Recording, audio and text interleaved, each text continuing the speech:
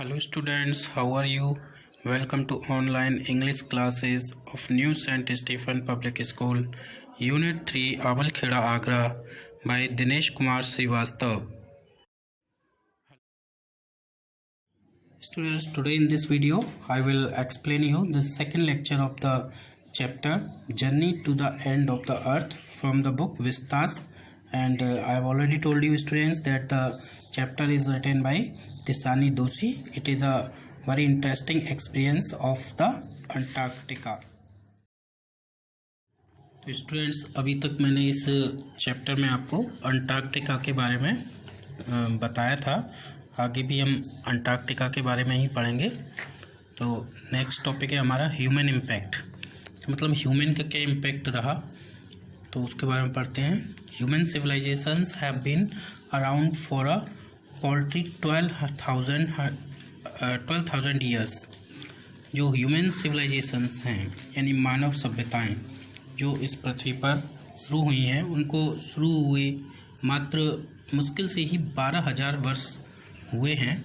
और barely a few seconds on the geological clock. अगर हम जियोलॉजिकल क्लॉक की बात करें तो उसके हिसाब से मुश्किल से ही कुछ सेकंड ही हुए हैं.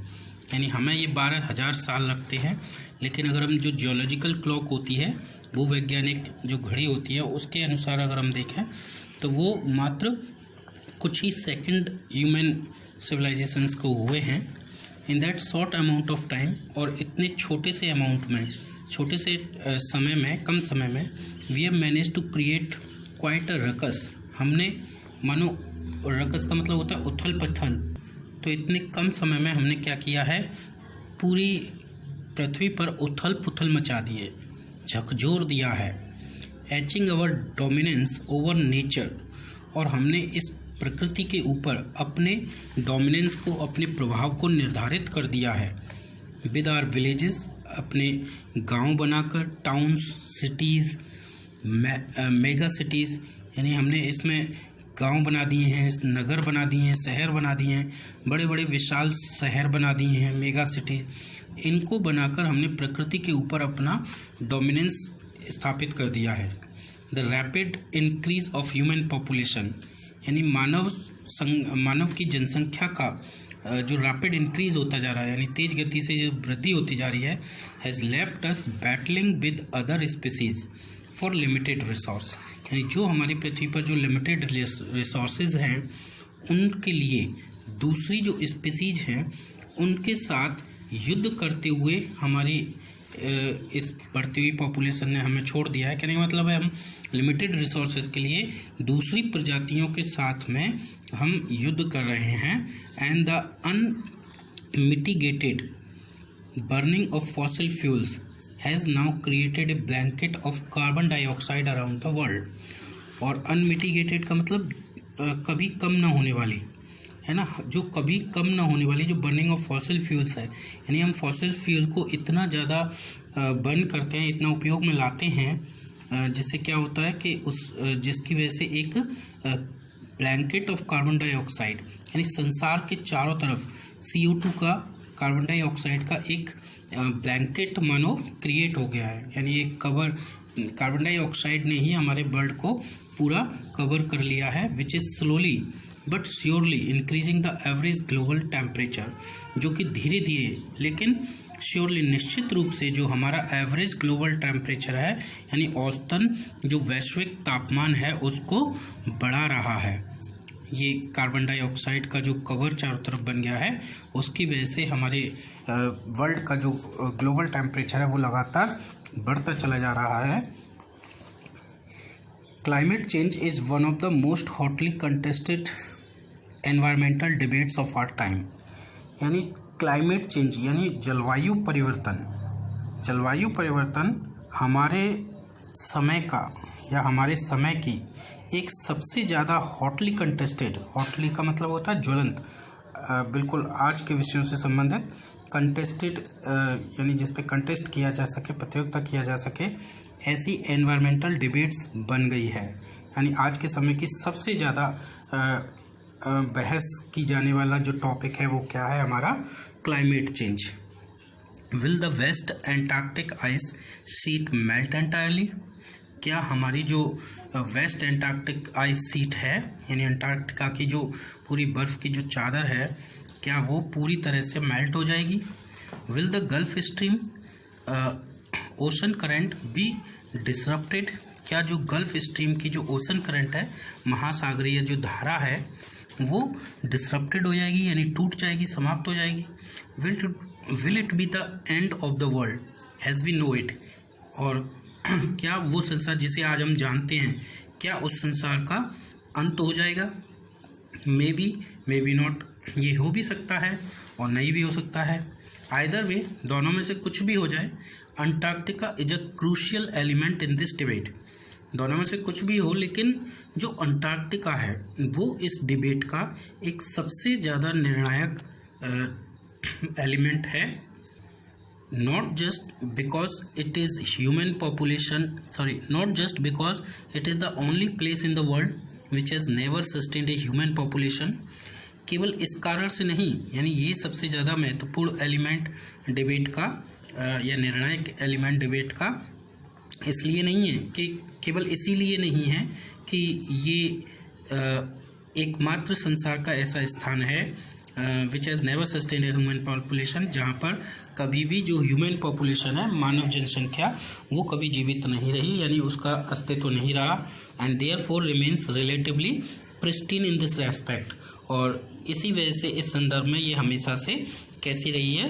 प्रिस्टीन माने स्वच्छ, प्राचीन, या कहें कि पवित्र रही है।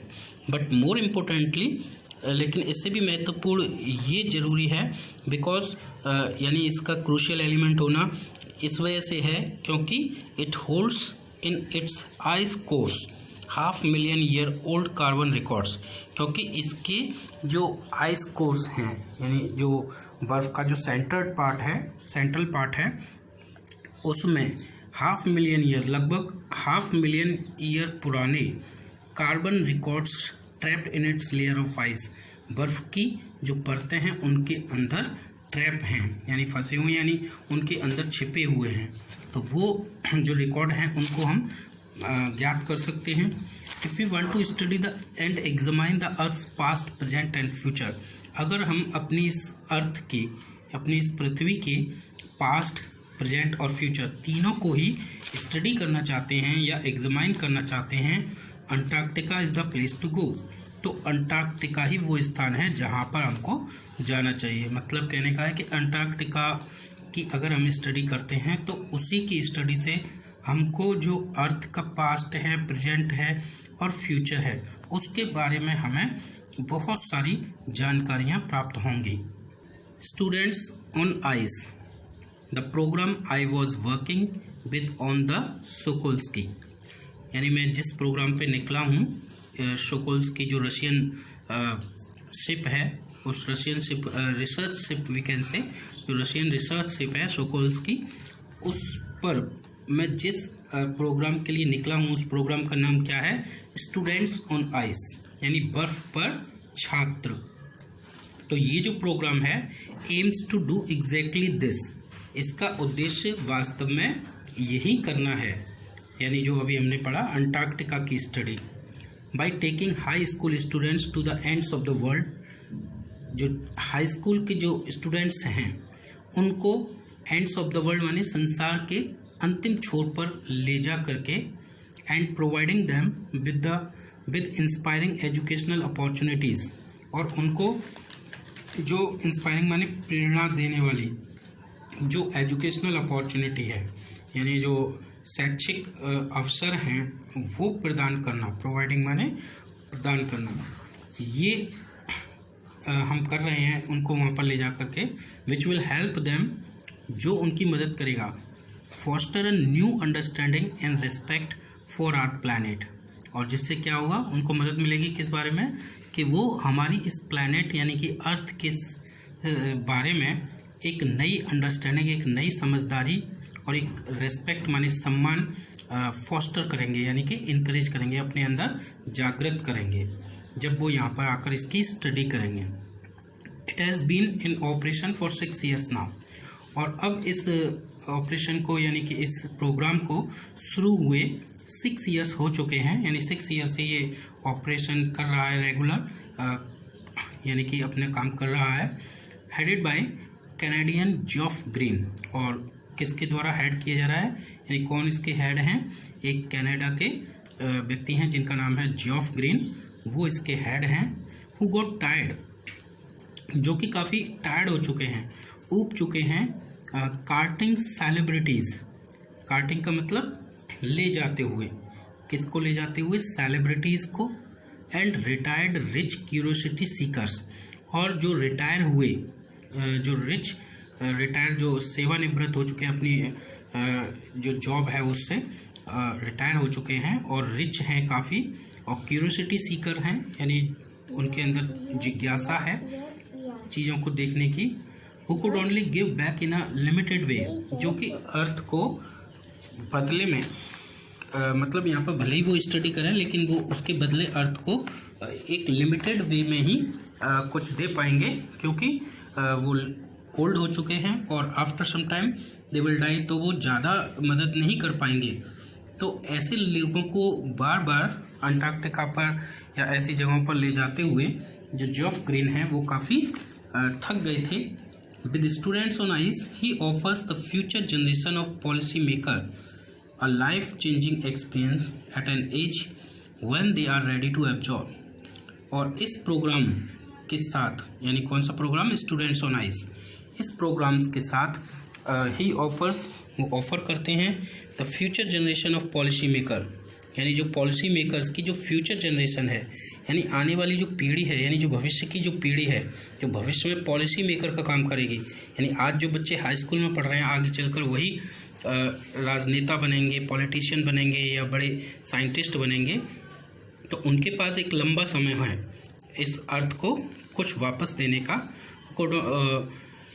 तो policy maker life changing experience, और हम उनको क्या इस प्रोग्राम के द्वारा क्या ऑफर कर रहे हैं, लाइफ चेंजिंग एक्सपीरियंस, उनके जीवन को परिवर्तित कर देने वाला एक अनुभव, और वो भी एक ऐसी उम्र पर when they are ready to absorb, जब वो एब्जॉर्ब करने के लिए यानी ग्रहण करने के लिए बिल्कुल तैयार हैं। यानी अभी उनको कुछ करना नहीं है, अभी तो वो स्टडी कर रहे हैं, तो इस समय स्टडी करते समय जो माइंड होता है सबसे ज़्यादा डेवलप होता है, वो उस समय सबसे अच्छे तरीके से एब्जॉर्ब करता है। तो अभी वो एब्जॉर्ब कर सकते हैं, लर्न कर सकते हैं, एंड मोस्ट इम्पोर्टेंटली एक्ट, और सबसे महत्वपूर्ण बात है कि उसी के अकॉर्डिंग वो एक्ट कर सकते हैं, काम कर सकते हैं।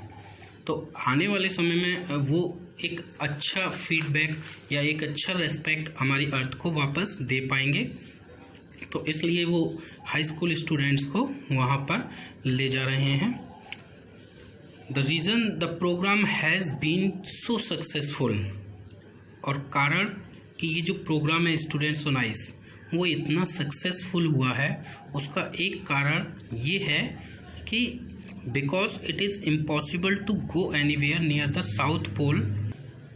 तो इस प्रोग्राम की सफलता का एक कारण यह है कि साउथ पोल के आसपास कहीं पर भी जाना ये मतलब बहुत इम्पॉसिबल है ये चीज़ कि हम साउथ पोल के आसपास किसी भी स्थान पर जाएं and not be affected by it, और उससे प्रभावित ना हो, ये इम्पॉसिबल है। मतलब कहने का है क्या इम्पॉसिबल है कि हम वहाँ पर जाएं और उससे प्रभावित ना हो। वहाँ पर हम जाएंगे तो डेफिनेटली अंटार्कटिका के किसी भी या साउथ पोल के किसी भी भाग पर अगर हम जाएंगे तो उस भाग से हम काफ़ी प्रभावित होंगे। It is easy to be blase about polar ice caps melting while sitting in the comfort zone of our respective latitude and longitude. तो नरेटर कहते हैं कि इट इज़ ईजी, ये बहुत आसान है, टू बी ब्लेस माने बिल्कुल ब्लेस बने रहना, उदासीन बने रहना, यानी उदासीन का मतलब जिसको किसी से मतलब ना हो, है ना। ब्लेस बने रहना किसके लिए, जो पोलर आइस कैप्स हैं। पोलर आइस कैप्स का मतलब जो ध्रुवीय जो बर्फ़ के जो पीसेज हैं, जो बड़े बड़े मेल्टिंग जो पिघल रहे हैं, लगातार पिघलते जा रहे हैं, उनको उनके प्रति उदासीन बना रहना बड़ा आसान है। कब, जब हम sitting in the comfort zone of our हम अपने कंफर्ट जोन में बैठे हुए हैं अपने संबंधित लैटिट्यूड और लॉन्गिट्यूड में। लैटिट्यूड क्या होती है हमारी अक्षांश रेखाएं और लॉन्गिट्यूड देशांतर रेखाएं। ये क्या है, ये इमेजिनेबल जो है लाइन है, इमेजिन की हुई है, रियल में ये लाइन नहीं है जो हमारे ग्लोब पर ड्रॉ की गई है। लैटिट्यूड जो हॉरिजॉन्टल लाइन जो ड्रॉ की गई है और लॉन्गिट्यूड जो वर्टिकल जो लाइन ड्रॉ की गई हैं, ये उस तरह की रेखाएं हैं जो हमारी ग्लोब पर हम देखते हैं। ये रियल नहीं है, काल्पनिक रेखाएं हैं ये। तो हम अपने उस लैटिट्यूड लॉन्गिट्यूड में कंफर्ट जोन में बैठ करके जो आइस कैप लगातार मेल्ट हो रहे हैं उनके प्रति उदासीन बने रहते हैं। हमें इससे मतलब नहीं है कि वहाँ क्या हो रहा है और उसका क्या प्रभाव हमारे ऊपर भी पड़ सकता है। हम इस बात को रियलाइज नहीं कर सकते क्योंकि हम ये कंफर्ट जोन में बैठे हैं। But when you can visually see glaciers retreating and ice shelves collapsing, लेकिन जब आप स्वयं अपनी आँखों से ग्लेशियर्स को रिट्रीट होते हुए, जो बर्फ़ के जो बड़े बड़े पहाड़ हैं उनको खिसकते हुए, एंड आइस शेल्स जो आइस के ये शिखर हैं, यानी यहाँ पे भी वही मतलब है, बर्फ़ के जो बड़े बड़े पहाड़ शिखर हैं उनको कोलैप्स होते हुए यानी उनको टूटते हुए बिखरते हुए जब हम देखेंगे तो यू बिगिन टू रियलाइज, तो आपको ये महसूस होने लगेगा that the threat of global warming is very real, कि जो ग्लोबल वार्मिंग है यानी कि जो वैश्विक बढ़ता हुआ जो तापमान है उसकी जो थ्रेट है वो वास्तव में बहुत रियल है, वास्तव में बहुत ख़तरनाक है, जो आने वाले समय में हम सब के लिए काफ़ी ख़तरनाक साबित हो सकती है। Antarctica, because of a simple ecosystem and lack of biodiversity, is the perfect place to study how little changes in the environment can have big repercussions. तो जो अंटार्कटिका है अपनी एक साधारण इकोसिस्टम मीन्स क्या होता है, पारिस्थितिकी तंत्र हम किसको कहते हैं, ये अपने बायोलॉजी में पढ़ा होगा, जिसमें जो human beings, animals, water bodies, ये सब मिलकर के जो एक सिस्टम बनता है उसको हम इकोसिस्टम कहते हैं। एंड लैक ऑफ बायोडाइवर्सिटी का मतलब होता है जैव विविधता, जो अलग अलग प्रकार के जीव जंतु जो पाए जाते हैं तो उसको हम बायोडाइवर्सिटी कहते हैं।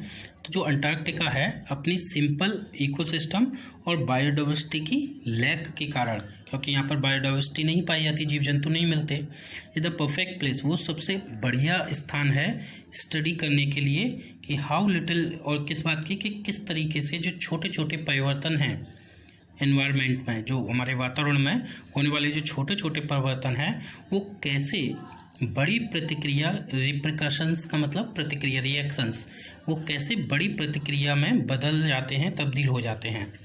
टेक द माइक्रोस्कोपिक फाइटोप्लैंक्टन, जो माइक्रोस्कोपिक फाइटोप्लैंक्टन हैं उनका एग्जाम्पल लें। तो ये फाइटोप्लैंक्टन क्या है, दोज ग्रासेस ऑफ द सी, यानी उस सागर की वो ग्रासेस माने जो घासें, that nourish and sustain the entire southern oceans food chain, जो कि जो सदर्न ओशन की जो फूड चेन है यानी जो खाद्य श्रृंखला है उसको नरिश करती हैं यानी पोषित करती हैं, और सस्टेन का मतलब जीवित बनाए रखती हैं। ये माइक्रोस्कोपिक यानी कि सूक्ष्मदर्शी है, यानी बहुत ही छोटी, जिसको हम ओनली माइक्रोस्कोप से देख सकते हैं। तो ऐसी फाइटोप्लैंक्टन है। फाइटोप्लैंक्टन जो बहुत ही छोटे जो घास वगैरह होती हैं, एक काई वगैरह भी कह सकते हैं हम उनको, जो होती है, तो वो ही क्या करती हैं, पूरे जो सदर्न ओशन की फूड चेन है उसको नरिश करती हैं।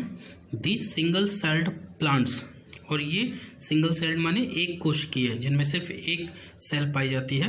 तो ऐसे plants use the sun's energy, वो क्या करते हैं, सन की एनर्जी का यूज़ करते हैं टू एसिमुलेट कार्बन, कार्बन को एसिमुलेट करने में, एसिमुलेट का मतलब पचाने में, यानी वो कार्बन को पचाते हैं सन की एनर्जी की हेल्प से। एंड सिंथेसाइज ऑर्गेनिक कंपाउंड्स, और जो ऑर्गेनिक कंपाउंड्स हैं है ना, उनको क्या करते हैं, वो संश्लेषित करते हैं in that wondrous and most important of process called photosynthesis, यानी एक बहुत ही वंडरस माने चमत्कारी और बहुत ही महत्वपूर्ण प्रोसेस से यानी प्रक्रिया से जिसको हम क्या कहते हैं, फोटोसिंथेसिस। यानी ये जो प्लांट्स के जो हरे पार्ट हैं, ग्रीन पार्ट हैं, वही क्या करते हैं, फोटोसिंथेसिस की प्रोसेस करते हैं। फोटोसिंथेसिस एक प्रोसेस है जो क्या करती है, जिसमें जो भोजन होते हैं, जिसमें जो पौधे होते हैं वो क्या करते हैं, अपना भोजन बनाते हैं। तो जो साइंटिस्ट हैं, जो हमारे वैज्ञानिक हैं, वो इस बात की चेतावनी देते हैं that a further depletion in the ozone layer will affect the activities of phytoplankton, कि ओजोन लेयर में, जो हमारी ओजोन गैस की जो लेयर होती है हमारी, उसमें अगर आने वाले समय में अगर थोड़ा बहुत भी डिप्लीशन होता है, यानी वो क्षय हो जाती है, उसको किसी भी तरह की क्षति पहुंचती है, तो इससे क्या होगा, जो फाइटोप्लैंक्टन है उनकी एक्टिविटीज प्रभावित होंगी, which in turn will affect the lifes of the all the marine animals, और जिससे क्या होगा, जिसका प्रभाव किस पर पड़ेगा, जो मैराइन एनिमल्स हैं, यानी समुद्री जीव हैं, समुद्री जानवर हैं, and birds of the region, और उस क्षेत्र के जो पक्षी हैं जो आसपास रहते हैं, है ना, उनके जीवन पर इसका प्रभाव पड़ेगा। And the global carbon cycle, और जो वैश्विक जो कार्बन चक्र है उस पर भी इसका प्रभाव पड़ेगा। In the parable of the phytoplankton, और फाइटोप्लैंक्टन की इस पैराबल में, पैराबल क्या होता है, एक स्टोरी विद अ मोरल, दृष्टांत भी हम उसको कह सकते हैं। तो फाइटोप्लैंक्टन की इस मोरल स्टोरी में there is a great metaphor for existence, यानी अस्तित्व का एक बड़ा रूपक है, यानी अस्तित्व के बारे में जरूरी, अस्तित्व के बनाए रखने की ज़रूरत है। Take care of the small things, और वो एक तरह से वो हमें एक मैसेज देता है ना, जीवन के अस्तित्व को बनाए रखने के लिए एक मैसेज देता है। वो क्या है कि take care of the small things, छोटी छोटी चीज़ों का ध्यान रखें, and the big things will fall into place, और जो बड़ी बड़ी चीज़ें हैं, बड़ी बड़ी समस्याएं, यानी छोटी छोटी चीज़ों का ध्यान रखें, बड़ी बड़ी समस्याएं हैं वो अपने आप अपनी जगह पर पहुंच जाएंगी, यानी अपने आप ही वो सॉल्व हो जाएंगी। तो हमें ज़रूरत है कि जो छोटी छोटी चीज़ें हैं उनको भी महत्व दें, और उनको उनके ध्यान रखें, उनकी केयर करें। तो स्टूडेंट, नेक्स्ट हमारा टॉपिक है वॉक ऑन द ओशन, यानी ओशन पर वॉक। तो ये ओशन पर वॉक देखिए कैसे होती है, बताते हैं। My Antarctic experience was full of such epiphanies, मेरा जो अंटार्कटिक एक्सपीरियंस था, यानी अंटार्कटिका पर जाने का जो मेरा अनुभव है, वो जो अनुभव था वो फुल ऑफ सच एपिफेनीज, वो ऐसी एपिफेनीज से भरा हुआ था। एपिफेनीज क्या होती हैं, ये दिव्य प्रकाशमान, यानी बहुत ही insight into nature of something, यानी जो नेचुरल चीज़ें हैं उनके एक बहुत ही अच्छे अनुभव से भरा हुआ था। But the best occurred just sort of Antarctic circle eight 65.55 degree south. लेकिन जो सबसे अच्छा अनुभव जो मेरे साथ घटित हुआ वो क्या था, जो अंटार्कटिक सर्कल है 65.55 डिग्री साउथ पर, उससे थोड़ा सा नीचे जा कर के मेरे साथ एक सबसे अच्छा अनुभव घटित हुआ। क्या हुआ, the Shokalskiy had manage to wedge herself into a thick white stretch of ice, यानी सोकोल्स्की चलते चलते अपने आप को उसने मैनेज किया टू वेज माने प्रवेश करा देना, यानी घुस जाना, यानी वो किसी तरह से घुस गया किसमें, ए thick white stretch of ice, यानी बर्फ़ की एक थिक माने मोटी, वाइट स्ट्रेच सफ़ेद एक कह सकते हैं स्ट्रेच में, यानी विस्तार, यानी ज़्यादा नहीं था, यानी चारों तरफ वैसे तो बर्फ पानी था, सागर था, लेकिन एक जगह एक आइस स्ट्रेच था between the peninsula and tadpole island, किसके बीच में, पेनिनसुला यानी कि जो प्रायद्वीप होता है उसके, और जो टैडपोल आइलैंड था उन दोनों के बीच में एक बर्फ़ की छोटी सी स्ट्रेच था, एक मोटी सी परत थी, उसमें हमारा जहाज़ प्रवेश कर गया, which was preventing us from going any further, और जो हमें रोक रहा था आगे बढ़ने से, यानी हमारा जहाज़ उसमें जाकर के अटक गया था और वहाँ से वो आगे नहीं बढ़ पा रहा था। The captain decided we were going to turn around and head back north, जो हमारा कैप्टन था उसने ये डिसाइड किया, निश्चय किया कि हम मुड़ेंगे और वापस नॉर्थ की साइड में, नॉर्थ डायरेक्शन में आगे बढ़ेंगे। बट बिफोर वी डिड, लेकिन इससे पहले हम ये करते, वी वर ऑल इंस्ट्रक्टेड, हम सभी को आदेश दिया गया to climb down the gangplank. Gangplank क्या होता है? ये जहाज से नीचे उतरने का एक पुल होता है छोटा सा, जैसे आपने एरोप्लेन एयरपोर्ट पे भी देखा होगा कि एरोप्लेन से किस तरह से वो एक सीढ़ी सी बन जाती हैं, फिर उससे उतरते हैं। तो ऐसे ही जो शिप होता है उससे भी नीचे उतरने के लिए एक गैंग प्लैंक होता है, छोटा सा पुल। तो हमें आदेश दिया गया कि हम उससे नीचे उतर जाएं and walk on the ocean, और ओशन पर चलें, महासागर पर, क्योंकि ओशन क्या था? वो बर्फ़ थी, बर्फ़ के ऊपर चल सकते हैं। So there we were all 52 of us. तो हम अब वहाँ पर पहुँच गए, सभी 52, हम सभी 52 थे स्टूडेंट्स और हम मिलाकर। तो kitted out in Gore-Tex and glares, और हमने जो गोर-टैक्स और ग्लेयर्स माने जो तेज प्रकाश या चकाचौंध है, उससे अपने आप को बचाने के लिए जो चश्मे होते हैं, वो किटेड आउट का मतलब पहन लेना, उनको पहन लिया। Walking on a stark whiteness, और हम किस पर वॉक कर रहे थे? अब एक स्टार्क वाइटनेस पर, यानी केवल चारों तरफ जो वाइटनेस, सफ़ेदी थी यानी बर्फ़ की, उस पर हम वॉक कर रहे थे। That seem to spread out forever, जो ऐसा प्रतीत हो रहा था कि वो हमेशा हमेशा के लिए चारों तरफ फैली हुई है, चारों तरफ सिर्फ बर्फ़ ही बर्फ़ दिखाई दे रही थी। Underneath our feet was a metre thick ice pack, और हमारे पैरों के ठीक नीचे लगभग 1 मीटर मोटी बर्फ़ की एक परत थी। एंड अंडरनीथ दैट, और फिर उसके नीचे 180 metres of living breathing salt water, यानी उसके 180 मीटर नीचे क्या था? लिविंग माने मानो जीवित, ब्रीथिंग माने सांस लेता हुआ, सॉल्ट वाटर था, यानी खारी जल, जो खारी पानी होता है, खारा सॉल्टी वाटर, वो उसके अंदर था 180 मीटर्स नीचे।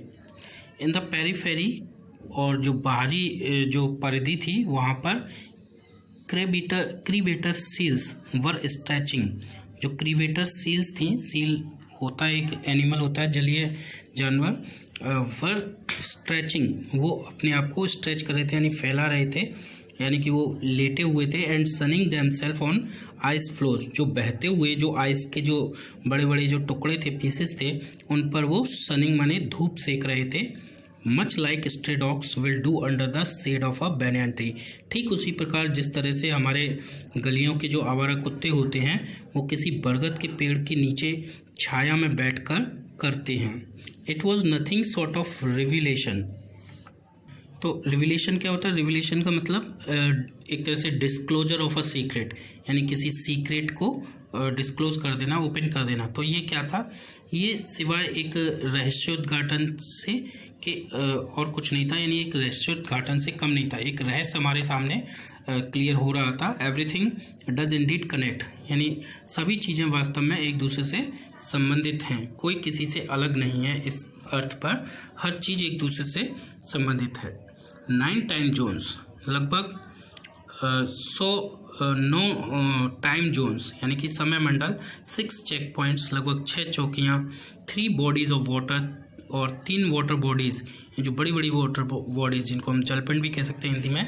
एंड मैनी इकोस्फीयर लेटर, और फिर बाद में बहुत सारे इकोस्फीयर यानी पारिस्थितिकी तंत्र, यानी हमने इन सबको पार किया। और इनको पार करने के बाद में I was still wondering about the beauty of balance in play on our planet, यानी इन सबको पार करने के बाद में मैं अभी भी आश्चर्य कर रहा था, बहुत ही चकित था कि अपने ग्रह में जो संतुलन की जो सुंदरता है उसके बारे में सोच करके, कि हमारे जो ग्रह है उस पर किस सुंदरता से सारा बैलेंस बना हुआ है सब कुछ, इस बात को सोच करके काफ़ी मैं वंडर था, आश्चर्यचकित था।